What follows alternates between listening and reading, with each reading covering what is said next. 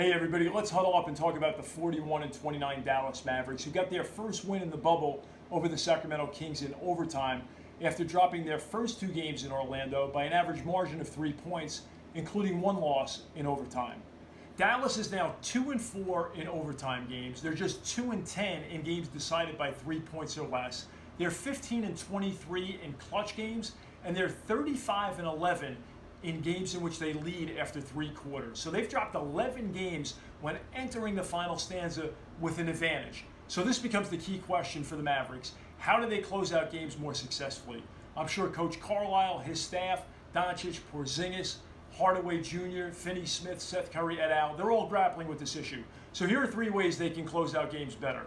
Number 1, improve your defense. They're a middle-of-the-pack defensive efficiency team in the league. Secondly, play with better poise during crunch time.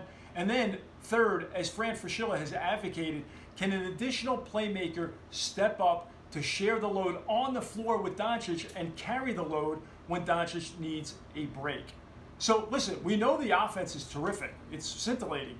Dallas leads the league in offensive efficiency, 3rd in points per night, as well as 6th in scoring margin, nearly +6 per night.